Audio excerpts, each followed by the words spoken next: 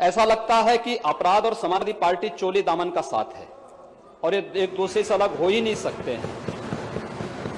लेकिन याद रखना, जैसी करनी वैसी भरनी। हत्या करोगे और उसके बाद फिर कहीं से अपने बचाव का रास्ता ढूंढोगे तो मुझे लगता है कि कहीं ना कहीं रास्ता तो निकलेगा। कि देखिए, सम्मान सबका, सुरक्षा भी सबका करेंगे। गुंडागर्दी करोगे तो गुंडागर्दी को फिर उसी भाषा में पुलिस भी जवाब देगी और उसी शक्ति के साथ शासन उसको कुचलने का भी कार्य करेगी, चाहे वह कोई भी हो, कहीं का भी हो। फिर हम उसके साथ किसी प्रकार की मोहलत देने की स्थिति में नहीं, क्योंकि हमारी प्रतिबद्धता लोकतंत्र के प्रति है। हमारे प्रदेश के 23 करोड़ जनता के प्रति हमारी प्रतिबद्धता है। उस प्रतिबद्धता के सामने किसी प्रकार का फिर कोई रियायत नहीं होगी। इसलिए कानून के दायरे में लोकतांत्रिक तरीके से अपनी बात हर व्यक्ति रखे।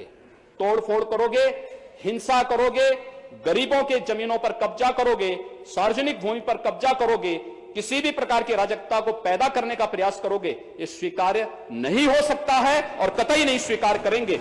ये मैं कहना चाहता हूं, यही मुझे यहां पे कहना था। तमाम विपक्षी नेताओं ने सिटीजन अमेंडमेंट एक्ट को लेकर के देश के अंदर हिंसक वारदातों के साथ साथ हिंसा फैलाने की जो एक शरारत करने का प्रयास किया है।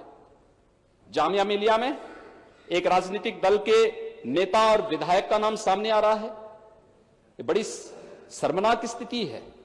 हम लोकतंत्र के नाम पर, लोकतंत्र की आड़ में हम लोग हिंसा को बढ़ावा देंगे और फिर इस सदन की अवमानना करने का भी प्रयास हो कि सदन में काली पट्टी बांध करके आकर के सदन की मर्यादा को तार-तार लोग करें।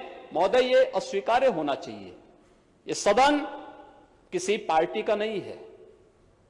उत्तर प्रदेश की 23 करोड़ जनता का प्रतिनिधित्व करने वाला सदन है और सदन में आकर के लोग ब्लैक पट्टी बांध करके प्रदर्शन करें, इस सदन की अवमानना के दायरे में आता है।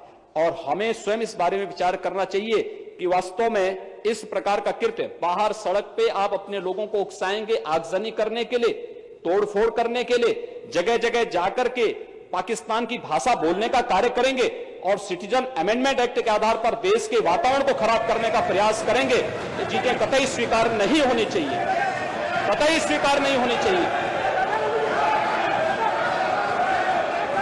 मैं विपक्ष के अपने मित्रों से कहूंगा, सच को स्वीकार करना भी सीखें और सच के साथ चलना भी सीखें, क्योंकि सच्चाई स्वीकार जब नहीं कर पाता है विपक्ष, तब वो हाय तौबा करता है, तब उन्हें भारतीय जनता पार्टी के सदस्य की चिंता ज्यादा होती है।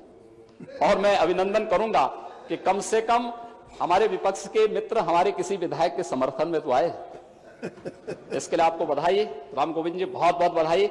और मैं उस दिन का इंतजार कर रहा हूं जब आप सब भी हमारे साथ ही आकर के भारतीय जनता पार्टी का पार्ट बनेंगे।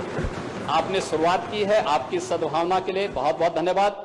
अभी हाल ही में सिद्धार्थनगर जनपद में एक नाबालिग बेटी के साथ दुष्कर्म की घटना के 5 दिन के अंदर अपराधी की गिरफ्तारी, विवेचना, चार्जशीट दाखिल करना और चार्जशीट दाखिल करने के 5 दिन के अंदर डे टू डे की सुनवाई के बाद दुष्कर्मी को आजीवन कारावास की सजा भी करवाई गई। और पास्को एक्ट के अंतर्गत इतनी बड़ी कार्रवाई पूरे प्रदेश के अंदर, औरैया में 27 दिन के अंदर, और लगभग आज के दिन पर 6 दर्जन से अधिक ऐसे दुष्कर्मियों को 1 महीने के अंदर सजा दिलाई गई है जो इस प्रकार की घटनाओं में संलिप्त रहे हैं और जिनके द्वारा इस प्रकार की घटनाओं को अंजाम दिया गया है।